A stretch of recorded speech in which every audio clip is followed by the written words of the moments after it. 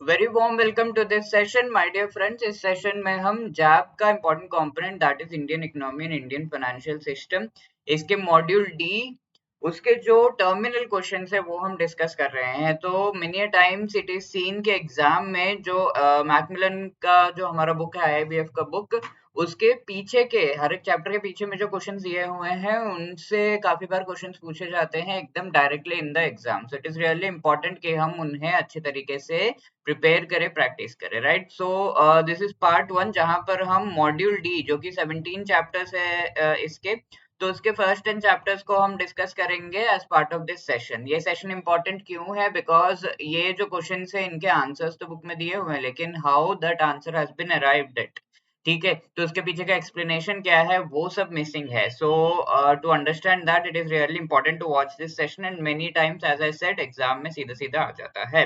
And let me remind you, if you are preparing for the JAB 2024 exam, then the easiest and best way would be कि आपको कोई mentor, कोई तरीके का support provide किया जाए for your preparation. So यही चीज करने के लिए we have come up with this master course, जहां पर आपको मई 2024 एग्जाम का अगर आप प्रिपरेशन कर रहे हो तो इस मास्टर कोर्स में चारों के चारों जैब के जो हमारे सब्जेक्ट्स हैं, यानी कि I and IFS, AFM, PPB and RBWM, चारों सब्जेक्ट्स के recorded lectures along with MCQs वो आपको जो है प्रोवाइड किए जा रहे हैं। So if you want to avail this, you can click on the link given in the description. I'm really sorry for the background noise here, but यहाँ पर अगर आप लोग individual courses भी जो है avail करना चाहते हो, like मेरा आई एंड IFS हो गया, PPP चाहिए, तो you can avail that also by clicking on the link given in the description. और इसके साथ में एक चीज मत भूलिएगा, if you are availing the courses now, तो JAIIB 85 यानी कि जैब 85 ये कोड यूज करके आपको मिलेगा 85% का discount on all of the prices of the courses, right. So moving on, let us start with our questions, and इन क्वेश्चंस का बेस्ट यूज करने के लिए आई वुड रिक्वेस्ट यू कि आप लोग एक पेन पेपर लेके बैठ जाइए and then try to answer that question. Video को पॉज करिए, try to answer and then check the answer, ठीक है। सबसे पहला चैप्टर हमारा मॉड्यूल डी में है 29, which is financial market. This is a very wonderful interesting chapter. और सबसे पहला क्वेश्चन हम देखते हैं यहाँ पर, which among the following is not a segment of the financial market, ठीक है। तो यहाँ पे पूछा गया है इनमें से कौन सा फाइनेंशियल मार्केट का सेगमेंट नहीं है। तो फाइनेंशियल मार्केट फाइनेंशियल ट्रांजैक्शन से रिलेटेड है, एंड एसेंशियली इस मार्केट और कमोडिटी मार्केट में थोड़ा डिफरेंशिएशन किया गया है। कमोडिटी मार्केट्स क्या होते हैं? जहां पर आपके एग्रीकल्चरल कमोडिटीज लाइक कोई फॉरवर्ड कॉन्ट्रैक्ट किया गया है with respect to tomatoes, tomato seller या फिर जो फार्मर है उसके साथ, एंड केचप के मैन्युफैक्चरर के साथ, ठीक है, केचप कंपनी के मैन्युफैक्चरर के साथ, ठीक है। तो ये जो फॉरवर्ड कॉन्ट्रैक्ट है that will be under the agricultural commodities market, ठीक है। थोड़ा सा डिफरेंशिएशन किया जाता है, जहां पर फाइनेंशियल मार्केट में ये सारी चीजें, सारे जो कॉन्ट्रैक्ट्स है वो किए जाते हैं with respect to financial products and services, right? So that is why which is not a segment of financial market. Agriculture commodities market may be the right answer. Credit market, money market, insurance market, ये तीनों ही typical financial market के parts बन जाते हैं। So A is the right answer here. Certificate of deposit और instruments in which of the following market, ठीक है।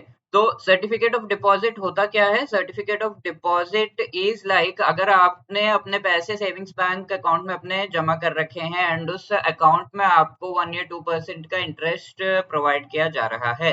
लेट्स से अब आपने सोचा कि पैसे में सेविंग्स बैंक अकाउंट नहीं RD FD में डालूंगा, तो वहां पर आपको मैक्स टू मैक्स 6-7% मिल रहा है।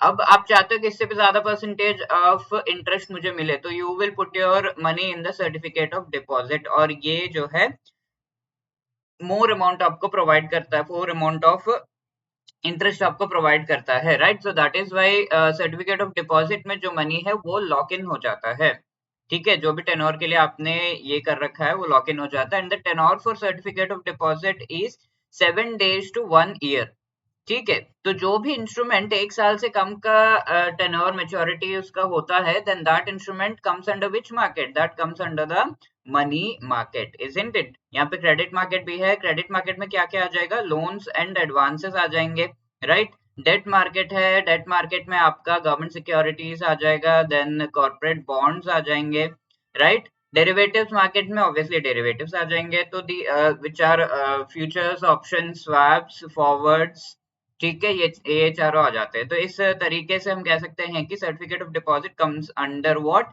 It comes under money market. And minimum amount for certificate of deposit अगर आप लोग को याद है, you can let me know in the comment section. So A is the right answer. Moving on third, यहाँ पर क्वेश्चन है state development loans और instruments in which among the following market. ठीक है, स्टेट डेवलपमेंट लोन्स क्या होते हैं?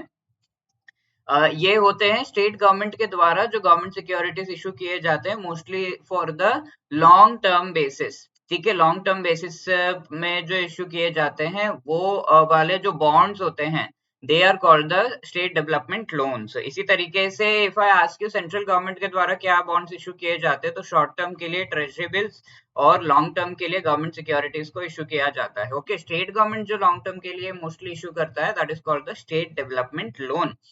इससे रिलेटेड क्वेश्चन एग्जाम में पूछा गया था कि स्टेट डेवलपमेंट लोन पे जो इंटरेस्ट पेमेंट होता है उसकी फ्रीक्वेंसी क्या है, तो एवरी 6 मंथ्स में इंटरेस्ट पेमेंट होता है, please to remember. Okay, state development loan क्योंकि लॉन्ग टर्म, तो इस वजह से कौन से मार्केट का पार्ट बनेगा, मनी, क्रेडिट, डेट या फिर डेरिवेटिव, तो डेट मार्केट का पार्ट वो बनेगा। ठीक है, क्योंकि मनी मार्केट तो शॉर्ट टर्म के लिए, क्रेडिट मार्केट में हमने देखा था क्या आता है, एंड डेरिवेटिव्स में तो डेट मार्केट का पार्ट बनेगा। C is the right answer. Which of the following are the functions of the financial market? Financial market में क्या होता है, प्राइस डिस्कवरी होती है, चीजों के प्राइसेस जो है वो पता चलता है क्या है, फंड्स मोबिलाइज होते हैं, आपके जो भी फाइनेंशियल प्रोडक्ट्स एंड सर्विसेज हैं वो मोबिलाइज होते हैं, एंड इस वजह से लिक्विडिटी बढ़ती है। प्राइस डिटरमाइन होना, कैपिटल फॉर्म होता है, यानी कि कैपिटल प्रोवाइड किया जाता है। कोई भी कंपनी अगर पैसा चाहती है उठाए from the market, so it will go into the financial market. तो all the three here are correct, so D all of the above is the right answer. Next क्या है, which among the following is not a factor for price discovery? Price discovery किन किन चीजों पे depend करता है, ये supply demand पे डिपेंड करता है of the particular financial market. ये डिपेंड करता है on the appetite to risk, risk लेने की एपेटाइट लोगों की कितनी है, किस तरीके से वो रिस्क ले सकते हैं, उसके बेसिस पर वॉलेटिलिटी जो मार्केट का है उस पर डिपेंड करता है।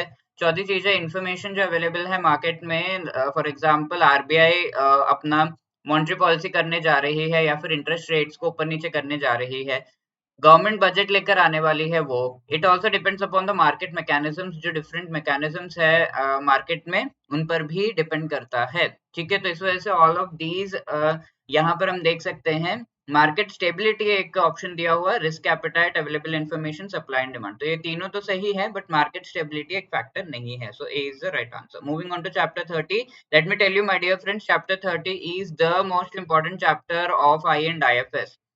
October में like 8 to 10 questions were asked from this, so this becomes really important. The maximum period for notice money is, तो तीन टाइप के जो है मनी मार्केट इंस्ट्रूमेंट्स है, call, notice and what is the third one? Third one is the term money. तो call money क्या है, initially जो मनी उठाया जाता है just for 1 day between entities, for example two banks के बीच में, तो that is called call money. अगर ये मनी उठाया जाता है 2 to 14 डेज के लिए, लोन लिया गया है किसी तरीके से, तो that is called the notice money. Term money क्या है, 15 डेज टू 365 डेज, ठीक है, एक ईयर के अंदर, तो दैट इज टर्म मनी। तो यहाँ पर क्या पूछा गया, maximum period of notice money, maximum period कितना है, 14 डेज का है। ठीक है, तो C will be the right answer. Minimum कितना होगा, 2 डेज। ठीक है, don't get confuse. Now moving on, who is the issuing authority of treasury bills? Treasury bills कौन इशू करता है? आई टोल्ड यू ऑलरेडी कि शॉर्ट टर्म के लिए गवर्नमेंट जो है जो भी गवर्नमेंट सिक्योरिटी इशू करता है that is called the treasury bill. Long term के लिए जो इशू करता है उसे गवर्नमेंट सिक्योरिटी ही कहा जाता है।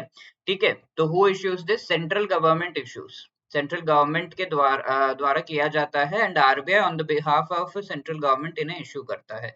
तो central government B is the right answer here. ठीक है, ऑल इंडिया फाइनेंशियल इंस्टीट्यूशन नहीं, स्टेट गवर्नमेंट नहीं, कॉर्पोरेट नहीं। What is the minimum net worth requirement for a corporate to issue certificate of deposit? तो कोई भी कॉर्पोरेट अगर certificate of deposit issue करना चाहता है तो उनके लिए किसी भी तरह का नेट वर्थ की रिक्वायरमेंट नहीं दी गई है। 1 करोड़, 4 करोड़, 5 करोड़, ये सब पूछा गया है, but then there is no net worth requirement indicated. ठीक है, so D is the right answer. If I ask you commercial paper को इशू करने के लिए किसी कंपनी का नेटवर्थ कितना होना चाहिए, so this was asked in the October exam, so that is 4 crore. ठीक है, What is the maximum tenor for long term repo operations? तो repo operations तो generally one day या फिर overnight के लिए किया जाता है, बट लॉन्ग टर्म के लिए, लॉन्ग टर्म जब इसके सामने आ गया तो दैट मीन्स ये 1 year से 3 years के लिए किया जा रहा है।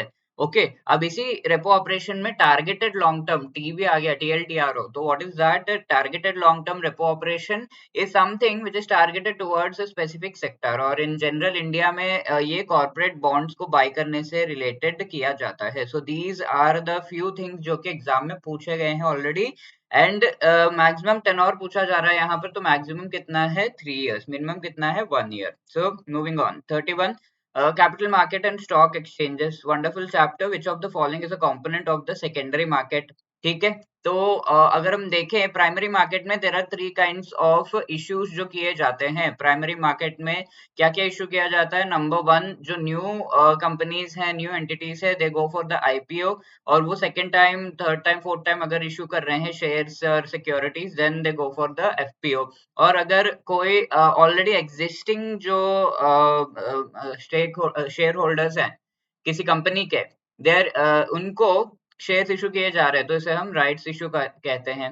And if some company is directly placing its shares with another company या क्वालिफाइड इंस्टीट्यूशनल बायर, तो उसे प्राइवेट प्लेसमेंट कहा जाता है। तो ये प्राइमरी जो मार्केट है उसका बात है। सेकेंडरी मार्केट में क्या क्या चीज हो जाएगा? सेकेंडरी मार्केट में auction market and dealer market होता है। ठीक है, ऑक्शंस इज स्टॉक एक्सचेंज के ऊपर जब सेकेंडरी मार्केट में ट्रेडिंग होती है, that is called auction market.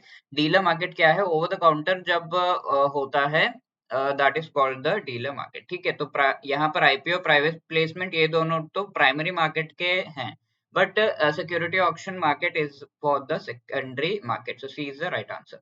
11th question, the process by which a stock exchange transitions from a mutually owned entity to a shareholder owned company is known as। तो अगर हम देखें किसी भी stock exchange के 3 important functions होते हैं। One is ownership, the other is managing the stock exchange, and the third is trading. ठीक है, तो ये तीनों functions अगर सिंगल एंटिटी के द्वारा किए जा रहे हैं, राइट, तो ऐसे में हम उसे कहेंगे कि ये म्यूचुअलाइज्ड स्टॉक एक्सचेंज है, म्यूचुअलाइज्ड स्टॉक एक्सचेंज है। ठीक है, म्यूचुअली ओन्ड एंटिटी है ये। अब इन तीनों फंक्शंस को सेपरेट हैंड्स में दे दिया जाएगा, सेपरेट ग्रुप्स के द्वारा चलाया जा रहा है, तो उसे हम डी म्यूचुअलाइज्ड स्टॉक एक्सचेंज कहेंगे, राइट। तो इंडिया में NSE, BSE and over the counter stock exchange of India, इन तीनों के द्वारा जो है डीम्यूचुअलाइजेशन करा हो चुका है इन तीनों का। ठीक है, so B demutualisation is the right answer. Dematerialise क्या है? शेयर्स, आपके इंश्योरेंस पॉलिसीज, ये सब डीमैट फॉर्मेट में जब होते हैं, that is called dematerialise. What is the minimum tenure for commercial papers? तो कमर्शियल पेपर्स के बारे में हम ऑलरेडी थोड़ा बहुत डिस्कस कर चुके हैं। दीज कमर्शियल पेपर्स का अगर हम टेन्योर देखें तो 7 days to 1 year जो है इनका टेन्योर होता है। तो दीज कमर्शियल पेपर्स होते क्या है वैसे? These are the short term instruments जो कंपनीज या कॉर्पोरेट्स मेनली इश्यू करते हैं। Okay, so that is called the commercial paper. अगर मैं आपसे पूछूं, if you have an idea कि लॉन्ग टर्म के लिए जो कॉर्पोरेट्स बॉन्ड्स इश्यू करते हैं, what are they called? You can just let me know in the comment section. What is the minimum tenure for commercial paper? Commercial paper का minimum tenure is 7 days।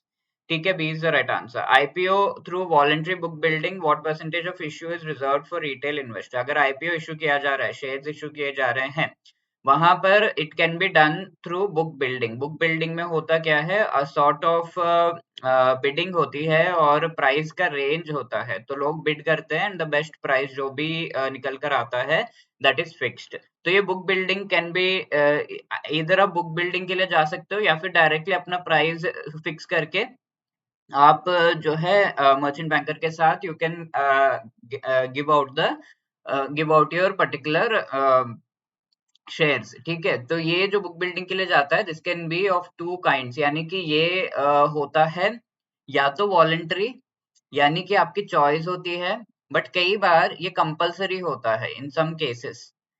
Like जो companies IPO issue कर रहे हैं वो कुछ conditions को meet नहीं कर रहे, तो कंपलसरी बुक बिल्डिंग के लिए उन्हें जाना पड़ेगा। तो तब जब वॉलंटरी होता है, जब कंपलसरी होता है, ऐसे में 3 तरह के जो इन्वेस्टर्स हैं, उन 3 तरह के इन्वेस्टर्स के द्वारा किस किस तरीके से जो है ये शेयर्स की अलॉटमेंट होनी चाहिए, उसका परसेंटेज वगैरह दिया हुआ है। So who are these three kinds, यहाँ पर वॉलंटरी हम देख लेते हैं, यहाँ पे कंपलसरी। ठीक है, तो who are this three kinds of investor? सबसे पहला तो रिटेल इन्वेस्टर है, retail institutional investor. Then we have non institutional investor, और तीसरा जो है क्वालिफाइड इंस्टीट्यूशनल बायर्स। ठीक है, तो अगर वॉलंटरी की बात करें तो यहाँ पर रिटेल इंस्टीट्यूशनल इन्वेस्टर 35% का अलॉटमेंट इसे होना चाहिए। नॉन रिटेल कौन है? ऐसे इन्वेस्टर्स, ऐसे लोग जो कि आईपीओ और शेयर्स वगैरह में 2 लाख से कम का इन्वेस्टमेंट इन वन टाइम कर रहे हैं। नॉन इंस्टीट्यूशनल इन्वेस्टर्स कौन है? ऐसे जो कि हाई नेटवर्थ इंडिविजुअल्स होते हैं, मेनली 15% का अलॉटमेंट इनको, एंड देन बाकी 50% का अलॉटमेंट क्वालिफाइड इंस्टीट्यूशनल बायर्स को। अब कंपलसरी में क्या होता है? रिटेल वालों को कम करना है, नॉन इंस्टीट्यूशनल इन्वेस्टर्स का सेम होता है, एंड इनका जो क्वालिफाइड इंस्टीट्यूशनल बायर्स है उनका सबसे ज्यादा जो है इन्वेस्टमेंट 75% का अलॉटमेंट उन्हें होना चाहिए। तो पूछा क्या गया है वॉलंटरी में? Percentage reserve for retail investors. Voluntary में रिटेल इन्वेस्टर्स का कितना है? 35%। So C will be the right answer. I hope that is clear. Moving on, a retail investor is one who applies for bid or bids for securities for a value not more than what amount? अभी अभी हमने देखा 2 लाख रुपए। So C is the right answer. Moving on to chapter 32, fixed income markets, debt and bond market. तो यहाँ पर what will be the correct nomenclature of a central government security? तो central government securities का nomenclature कैसे होता है? जो भी कूपन अमाउंट यानी कि इंटरेस्ट रेट वो प्रोवाइड कर रहा है वो यहाँ पर लिखना होता है, एंड इसके बाद क्या आता है? GOI, government of India, and इसके बाद आता है द मेच्योरिटी ईयर, कब वो पर्टिकुलर बॉन्ड मेच्योर हो रहा है। ठीक है, तो यहाँ पर बताया गया है कि 2018 में इश्यू किया गया एंड 10 इयर्स के लिए इश्यू किया गया है, 7.85% पर एनम। ठीक है, तो इंटरेस्ट रेट कितना है? 7.85 GOI। और ये मेच्योरिटी कब हो रहा है? 2018 का है, 10 साल बाद हो रहा है, तो 2028 में मेच्योर होगा। So what will be this? 2028। तो ये डेजिग्नेशन है इस पर्टिकुलर गवर्नमेंट सिक्योरिटी का, right? So, what will be the correct answer here? 7.85 GOI 2028, which is B. 16 question, which type of auction is the phenomenon of winners curse observed? ठीक है, तो ये बहुत क्लियरली बुक में तो नहीं दिया हुआ है, but there are different kinds of auctions like multiple price auction, जहां पर मल्टीपल प्राइज बिड किए जाते हैं एंड उनके बेसिस पर ऑन मल्टीपल प्राइज ये जो शेयर्स वगैरह है वो सेल किए जाते हैं। तो यहाँ पर जो भी विन होता है कई बार उसके लिए ये चीज जो है लॉस काम भी कर सकती है, राइट? तो दैट इज व्हाई विनर्स कर्स कहा जाता है। तो multiple price option A is the right answer here. Which of the following bond theorem is not correct? The price of a bond is inversely related to the change in interest rates. तो ये चीज हम अच्छे से जानते हैं। अगर आपका बॉन्ड है and bond price let's say 80 rupees है and your interest rate is 9%, market में आपको यही बॉन्ड मिल रहा है इन 19% इंटरेस्ट रेट, तो ऐसे में जब इंटरेस्ट रेट बढ़ गया तो what you have to do to make your bond attractive? अगर आप सेल करना चाहते हो, बॉन्ड प्राइस रिड्यूस कर देना है आपको। ठीक है, let's say 50 rupees, then people will start buying this. तो जैसे मार्केट में इंटरेस्ट रेट बढ़ता है तो बॉन्ड प्राइस रिड्यूस होता है, दिस गोज वाइस वर्सा। तो इस वजह से इनवर्सली रिलेटेड है, this is a right theorem. Increase in the price of bond when the interest rate goes down by a certain percentage is greater than the decrease in its price when the interest rate goes up by the same percentage। तो जो ये price है 80 से let's say increase करना होगा तो 180 लोग फटाफट से कर देंगे, 80 to 50 करना होगा तो बहुत हेसिटेट करेंगे। That is also correct. Longer the term to maturity of a bond, lower will be its price sensitivity। अगर मेच्योरिटी लेट्स से ये 1 ईयर का है तो ये हम कहेंगे कि काफी ज्यादा ये 1 ईयर का अगर है तो इसकी सेंसिटिविटी कम होती है, और अगर मेच्योरिटी ज्यादा है इसकी 10 इयर्स का तो ये ज्यादा सेंसिटिव है, यानी कि ज्यादा चेंजेस इसमें आएंगे। तो यहाँ दिया है longer the term of maturity lower will be it's price sensitivity. जितना ज्यादा लॉन्गर टर्म होगा उतना ज्यादा उसका सेंसिटिविटी होता है। That is why C is an incorrect statement. Two bonds of same maturity but different coupons, the bond with lower coupon will experience more sensitivity। तो lower coupon 9% and 19%, same maturity है इनका, तो 9% वाला जो है इसका सेंसिटिविटी ज्यादा होगा, इसमें ज्यादा चेंजेस हम देखेंगे। तो that is correct. Moving on, in which primary dealers were introduced. तो जब प्राइमरी मार्केट में इशू किया जाता है तो RBI has designated certain entities like state bank of India या फिर ऐसे कुछ और एंटिटीज जो कि डायरेक्टली उन गवर्नमेंट सिक्योरिटीज को बाय करते हैं। Okay, even individuals can also by directly, but ये जो डायरेक्टली एंटिटीज आरबीआई के द्वारा डेजिग्नेट किए गए हैं, जो डायरेक्टली बाय करते हैं from the primary market, they are called the primary dealers. इनको लाया गया था 1995। Is the right answer. Which of the following securities are not eligible in RBI retail direct scheme? Retail direct scheme क्या है? जो retail investors है, like people like you and me, तो they can also invest in government securities, इस चीज के लिए लाया गया था। तो यहाँ पर government securities, treasury bills, central government securities, sovereign gold bonds, ये सब आ जाएंगे, बट नॉट कॉर्पोरेट बॉन्ड्स। तो C is the right answer. दोस्तों ये क्वेश्चन पूछा गया है in the exam. Chapter 33 Foreign Exchange Market, which of the following are not participants in forex market? तो forex market में main participants कौन है? brokers होते हैं, then जो banks हैं they are called the authorized dealers, then we have RBI या central banks। ठीक है, तो ये अपना forex का जो reserve है वो maintain करता है, and even market को maintain करता है। jobbers यहाँ पर नहीं होते, तो that is why C is not a participant. C is the right answer. Which of the following is not an enforcement authority of FEMA regulation? FEMA regulations अगर आप देखोगे तो RBI, ED और मिनिस्ट्री ऑफ फाइनेंस के कई department जो है, इसके जो रेगुलेशन है उन्हें एनफोर्स करते हैं। ठीक है, सलाह वगैरह देते हैं and all. Ministry of commerce यहाँ पर नहीं है, तो C is the right answer. Which of the what is the threshold transaction limit under FX retail platform with zero fee? Per day का ट्रांजैक्शन लिमिट है $50, 50,000। ठीक है, 50,000 तक आप जो है फ्री ट्रांजैक्शन कर सकते हो एफएक्स रिटेल प्लेटफॉर्म पर, जो कि फॉरेन एक्सचेंज के लिए एक रिटेल प्लेटफॉर्म है, इजी एक्सेस प्रोवाइड करता है फॉरेन एक्सचेंज इंस्ट्रूमेंट्स का। तो B is the right answer here. 34 Interconnectedness of markets and market dynamics. Which of the following is not a reason for interconnectedness of financial markets? Financial markets interconnected क्यों होते हैं? यानी कि India में let's say credit market है, insurance market है, then mutual funds है। अब इंडिया ही नहीं, बाकी कंट्रीज के जो मार्केट्स है वो भी एक दूसरे के साथ इंटरकनेक्टेड है। Why is this happening? What are the reasons? Mobility of capital, क्योंकि कैपिटल इजीली मूव कर सकता है। For example banks insurance provide करते हैं, तो कैपिटल मूवमेंट की वजह से ही है ना। प्रॉफिटेबिलिटी पैरामीटर्स या टेक्नोलॉजिकल डेवलपमेंट्स जो है इसकी वजह से इंटीग्रेट कर पा रहे हैं।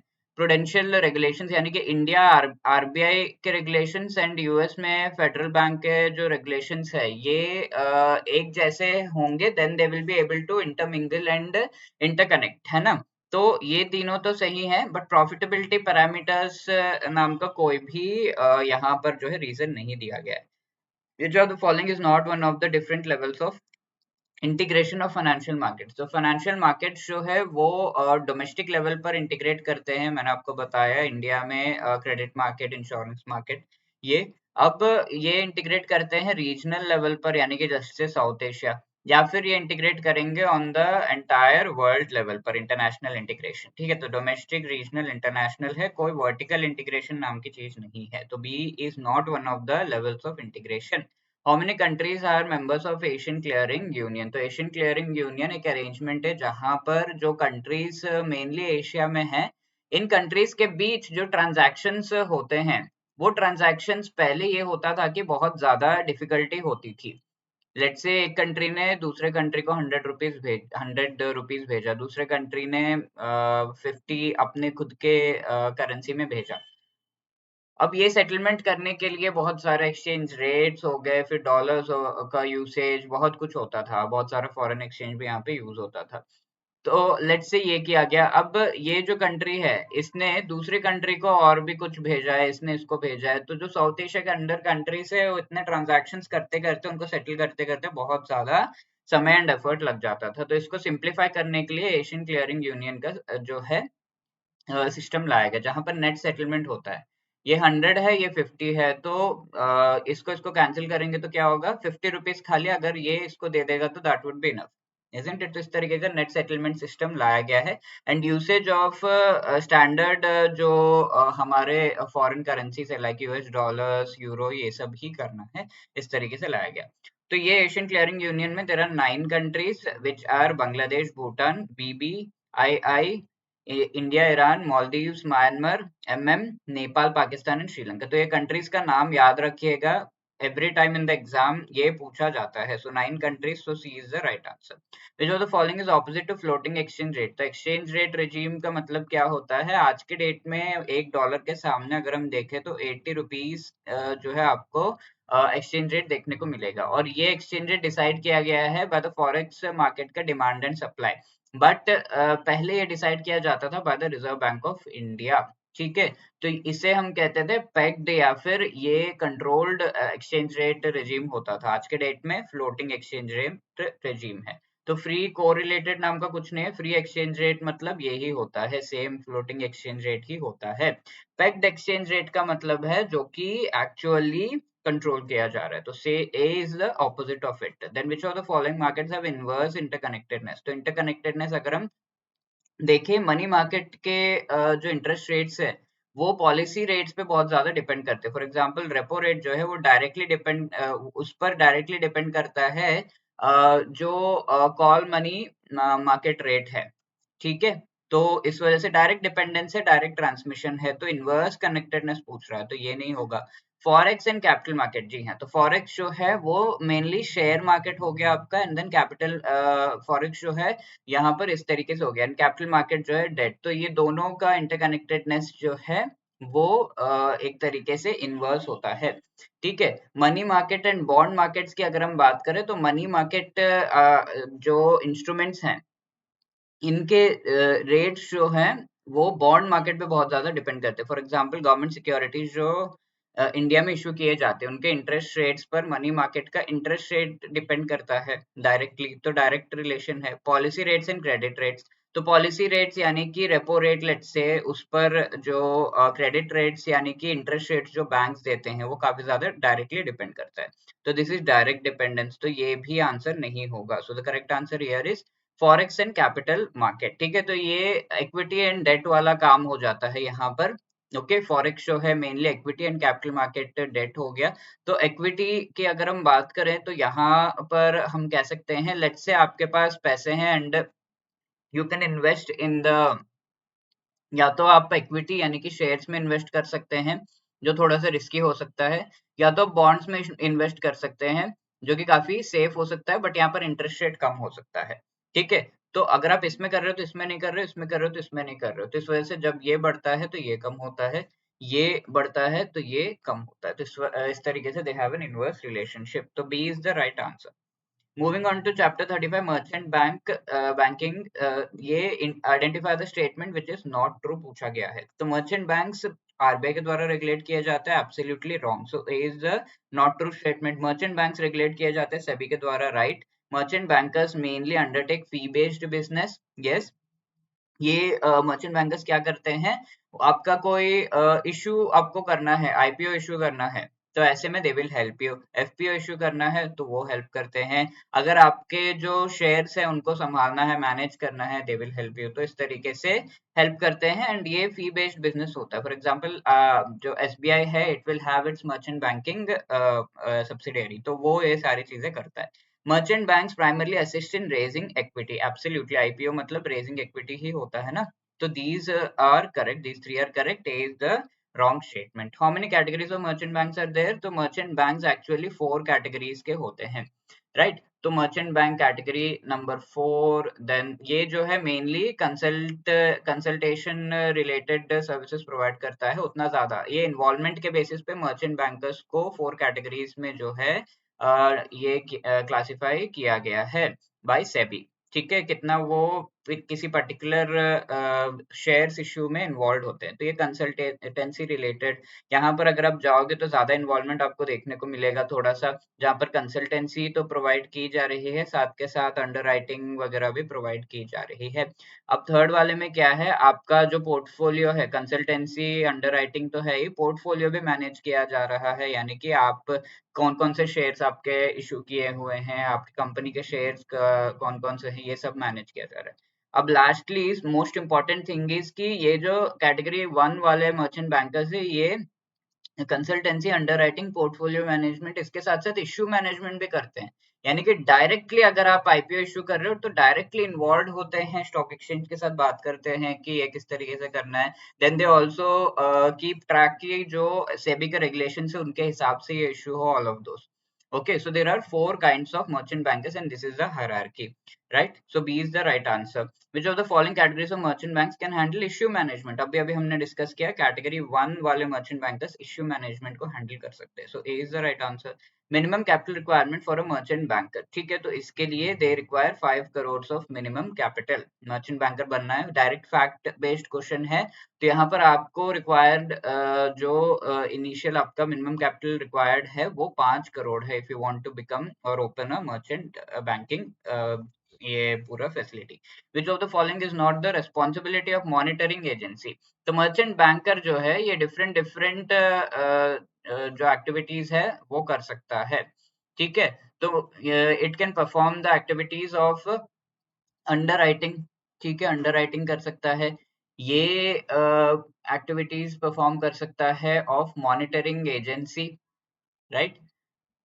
ये एक जो है ट्रस्टी ट्रस्टी को ओपन कर सकता है जो भी डिबेंचर्स इशू करते हैं और वो डिबेंचर्स 18 मंथ से ज्यादा के टेन्योर के होंगे, तो ऐसे में they have to have a trustee, right. तो this thing is something that you should know. और ये ट्रस्टी मर्चेंट बैंक डायरेक्टली नहीं बन सकते, ये एक ट्रस्ट को एस्टैब्लिश करते हैं अपने अंडर एंड वो ट्रस्टी बनता है। तो इस तरीके से तो मॉनिटरिंग एजेंसी क्या करता है वो पूछा गया यहाँ पर। Not responsibility, monitoring agency mainly जो पैसा है जो कलेक्ट किया जा रहा है इश्यू के थ्रू, वो पैसा किस तरीके से कलेक्ट किया जा रहा है और क्या ये सही जिस चीज के लिए जो भी पर्पस बताया गया है उस पैसे को कलेक्ट करने का उस चीज के लिए ही यूज हो रहा है या नहीं, इन सारे चीजों से related monitoring. Make arrangement to ensure the monitoring of the issue proceeds, yes ये करेक्ट है। Keep a track on the expenditure incurred from the amount collected, reasons, yes this is also correct. Reasons for delay in implementation to be reported to RBI, इससे कोई लेना देना नहीं है, ठीक है, डिले क्यों हो रहा है आरबीआई को रिपोर्ट करने में, no connection. To ensure that the government और statutory approvals related to the project as disclosed in offer document are being complied with, ठीक है, जो भी रिक्वायरमेंट्स है वो सब कंप्लाई कर रहे हैं यानी यस मॉनिटर किया जाता है इस चीज को भी। So C is the right answer which is not a responsibility of the monitoring agency. Again let me remind you, if you are preparing for the JAIIB exam in the present cycle of May 2024, then the easiest and the quickest way to qualify it is that somebody mentors you and we have come up with this master course जहां पर आपको recorded lectures with chapter wise MCQs, full length mock test, इसके साथ में notes and live classes provide किए जा रहे हैं, so you can avail this। बहुत ही कम टाइम बचा है, so taking guidance from someone is the best thing that you can do। click on the link given in the description to avail this और आप सारे चारों के चारों सब्जेक्ट्स भी अवेल कर सकते हैं। you can also avail the individual components, let's say आपका AFM हो गया, you need the rest of them, you can avail that also। इनका लिंक आपको डिस्क्रिप्शन में मिल जाएगा। और अगर आप अभी अवेल कर रहे हो तो JIIB 85 ये कोड अगर आप यूज करोगे then you will be getting 85% of discount on all of the prices of all the courses, so hurry up, ठीक है। 36 चैप्टर आपके सामने, derivatives market in India, which was the commodity in which derivatives first originated। India में सबसे पहला derivatives gold, silver, oil या cotton किस पर आया था? तो कॉटन पे। What is a derivative? The best example is a share. Share में क्या होता है, इसकी जो वैल्यू है लेट्स से 100 रुपीज, एकदम मिनिमम बहुत कम अमाउंट में आप खरीदते हो, बट इसकी जो वैल्यू है वो डिराइव होती है from the profit that a company is going to get. अगर कंपनी को प्रॉफिट आ रहा है तो आपको उसका कुछ पार्ट एज अ डिविडेंड मिलेगा। अगर कंपनी को लॉस हो रहा है देन आपका भी जो है लॉस होता है and you won't get any dividend. तो इसका जो वैल्यू है that is directly dependent upon the profit of the company, तो इसका खुद का कुछ वैल्यू नहीं है, that is what is called a derivative, it derives value from somewhere. तो डेरिवेटिव, तो ऐसा डेरिवेटिव कॉटन कमोडिटी से रिलेटेड लाया गया था for the first time in India. D is the right answer. From among the following, who is not a participant in derivative transactions? So there are three important participants in the derivative transactions। तो जो सबसे पहला है वो hedger है, then we have speculator, then the third one is arbitrator, ठीक है। हेजर क्या करता है? हेजर नाम से आपको समझ में आ रहा होगा, ये अपने जो भी इन्वेस्टमेंट्स उनको हेज करने के लिए इन्वेस्ट करता है डेरिवेटिव्स। डेरिवेटिव्स काफी बार सेफ होते हैं and they give good returns, तो इस वजह से डेरिवेटिव्स में इन्वेस्ट किया जाता है ताकि जो लॉस हो रहा है बाकी इन्वेस्टमेंट्स में वो यहाँ के प्रॉफिट से हेज कर दिया जाए, कवर कर लिया जाए। देन स्पेक्यूलेटर कौन होता है? ये एक ऐसा व्यक्ति होता है जो कि एक्चुअली स्पेकुलेट करता है, यानी कि ये देखता है कि हाँ, ये जो डेरिवेटिव मार्केट है इसमें फ्यूचर में जाकर मुझे प्रॉफिट होगा, तो I will invest in future, थोड़ा सा पैसा रख लेता हूँ, तो that person is called speculator. Arbitrator क्या करता है? आर्बिट्रेटर तो ये दो मार्केट्स में देखता है किसी एक प्रोडक्ट का प्राइस क्या है, एक में 100 है, एक में 150 है, सिंपली यहाँ से खरीदता है, यहाँ पे बेच देता है। ठीक है, it can be two markets, 3 4 वो भी हो सकता है। तो he just buys from here and sells here, उसे 50 रुपए का प्रॉफिट हो गया। तो दो मार्केट्स में जो डिफरेंट प्राइसेस है, because of this loop hole, उसको यूज करके फटाफट से ये कमा लेता है, तो दैट इज आर्बिट्रेजर। तो who is not a participant in derivative transaction, वो पूछा जा रहा है। आर्बिट्रेजर है, गारंटर नहीं है, हेजर है, स्पेकुलेटर है। So B is the right answer. Next we have question 35, from among the following identify the functions of derivatives. Derivatives के फंक्शंस क्या होते हैं? तो हमने देखा है डेरिवेटिव्स जो है प्राइस डिस्कवरी में हेल्प करते हैं। ट्रांजैक्शन कॉस्ट इनका कम होता है बिकॉज लाइक शेयर है, उसमें आपको इनिशियली 10 रुपीज, 20 रुपीज, 100 रुपीज इतना ही पे करना है, बट आपको हाई डिविडेंड्स मिलते हैं। इंक्रीजिंग लेवरेज, जहां पर आपका जो पेमेंट है वो तो कम है, लेकिन आपको जो प्रॉफिट हो रहा है, लेट्स से 1000 रुपीज, ऐसे ऐसे प्रॉफिट होता है, तो द लेवरेज इज हाई। तो all of the above are the functions of the derivatives. ठीक है, तो D is the right answer. Which of the following is not an OTC derivative? ठीक है, डेरिवेटिव के चार टाइप्स होते हैं and we can see a few here. Main types जो है चार होते हैं, दे आर फ्यूचर्स, फॉरवर्ड्स, और कौन सा होता है, याद आ रहा है आपको? The other one is options and the fourth one is swaps. ठीक है, a basic information on these if we see, forwards क्या होते हैं? ऐसे contracts जो कि फ्यूचर में आपके एग्जीक्यूट किए जाएंगे।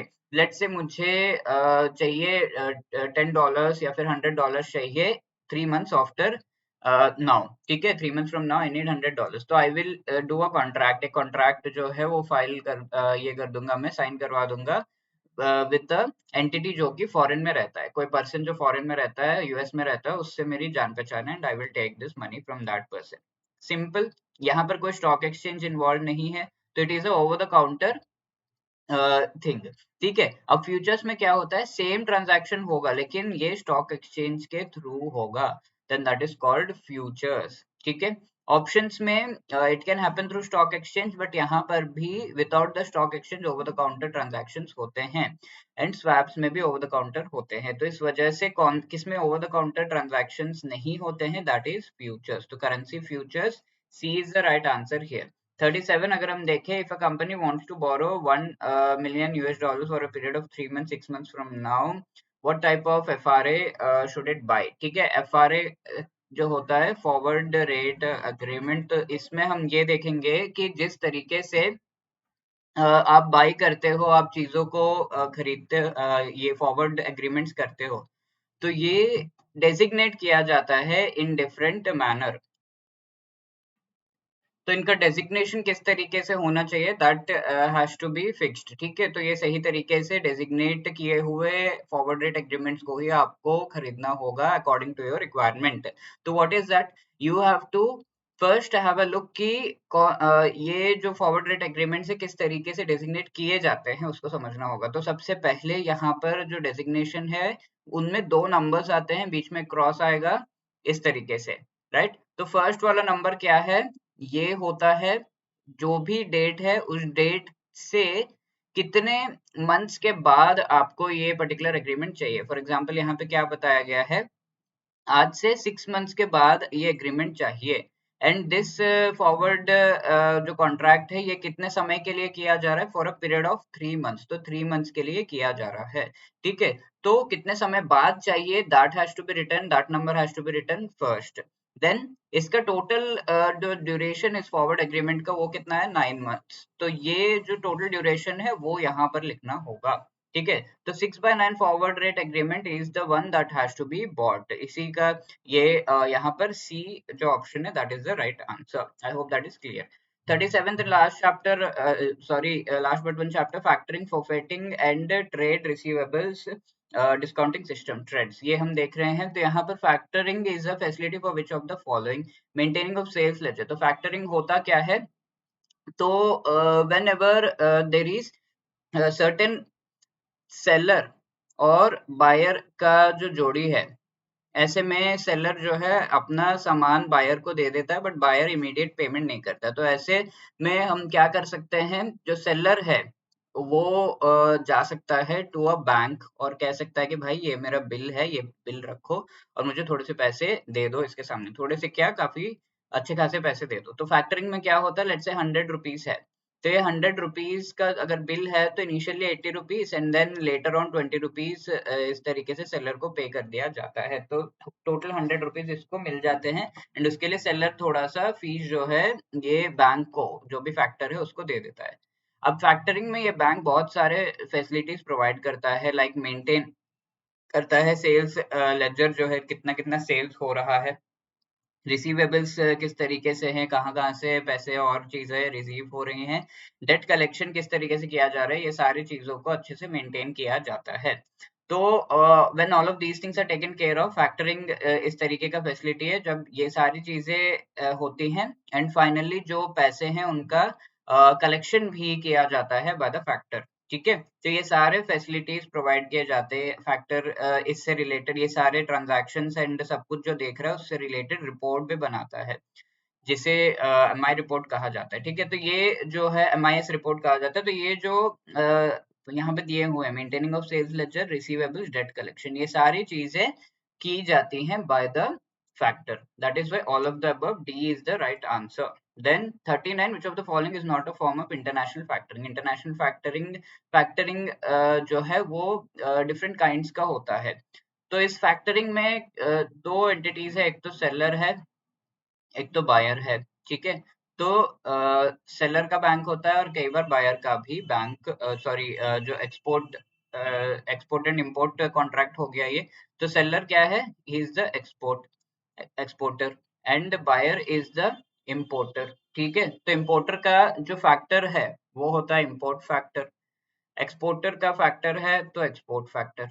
तो इस तरीके से दो फैक्टर्स होंगे तो उसे टू फैक्टर सिस्टम कहा जाता है। ठीक है?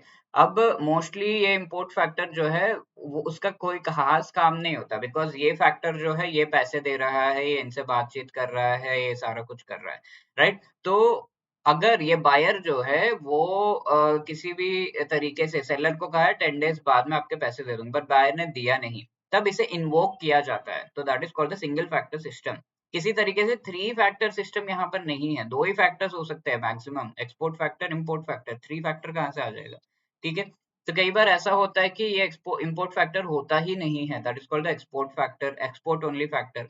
कई बार एक्सपोर्ट फैक्टर होता ही नहीं है, ओनली इम्पोर्ट फैक्टर होता है जो सारी चीजें जो है कोऑर्डिनेट करता है। तो that is called the import only factor. तो ये सारे टाइप से फैक्टर इंटरनेशनल फैक्टरिंग के, थ्री फैक्टर तो नहीं होता। सी 40, a forfeiter gives an undertaking to execute a specific forfeiting transaction at a firm discount rate within a specified time। अब same चीज जो मैंने आपको फैक्टरिंग का बताया, एक्सपोर्टर, देन ये जो है इंपोर्टर हो गया। तो फोरफेटिंग एक ऐसा ट्रांजैक्शन है जहां पर फोरफेटर होता है और ये इमीडिएटली एकदम अपफ्रंट जो है 100 रुपीज का बिल है तो 100 रुपीज दे देता है टू द एक्सपोर्टर और बाकी फीस वगैरह बाद में ऐसे लेते रहता है। तो दैट इज अ फोरफेटर। तो ये फोरफेटर जो है, इसके और भी बहुत सारे डिफरेंसेस है फैक्टरिंग फोरफेटिंग के, बट फोरफेटिंग में क्या होता है, इनिशियली आपको जो है 100 रुपीज उस तरीके से मिल जाते हैं। ऑब्वियसली सम फीस वगैरह कटते हैं इसमें, बट ऑलमोस्ट टोटल अमाउंट मिल जाता है। तो that is forfaiting similar to factoring. और इसमें जो फीस कटते हैं, that fees can be of two kinds, discount fees and commitment. तो डिस्काउंट फीस इनिशियली ये जो पैसे दिए जा रहे हैं और इसमें से थोड़े पैसे काट के जो दे रहा है तो उसके लिए फीस लेता है जो भी पैसे दिए हैं, और उसके साथ जो यहाँ पर आपके ये पर्टिकुलर ट्रांजैक्शन करने से रिलेटेड कमिटमेंट दी है उसके लिए कमिटमेंट फीस लिए जाते हैं। तो execute a specific forfaiting transaction at a discounting rate in a specified time, ये जब किया जाता है that is the commitment fees. Undertaking, block, financing नहीं, B is the right answer. Which of the following is a characteristic of forfaiting transaction? Forfaiting transaction क्या होता है, mostly international ही होता है और ये मीडियम टू लॉन्ग टर्म के लिए किया जाता है। ठीक है, मीडियम टू लॉन्ग टर्म के लिए ये किया जाता है। देन ये मोस्टली विदाउट रिकोर्स होता है, यानी कि आप एक बार एक कॉन्ट्रैक्ट में फॉरफेटिंग के आ गए तो वापस नहीं जा सकते, राइट। इसके साथ साथ फॉरफेटिंग में अभी अभी हमने देखा कि डिस्काउंटिंग एंड कमिटमेंट फीस जो है ये दोनों इन्वॉल्व होते हैं, राइट। तो दीज आर द थिंग्स। तो यहाँ पे क्या दिया हुआ है, इट इज शॉर्ट टर्म गलत है, इट इज विद और विदाउट रिकोर्स गलत है, इट इंक्लूड्स कमिटमेंट चार्जेस सही है, कॉमनली फॉर डोमेस्टिक बिजनेस गलत है, क्योंकि हमने कहा इंटरनेशनल बिजनेस के लिए मेनली ये होता है। तो फॉरफेटिंग में क्या चीज सही है, C is the right answer.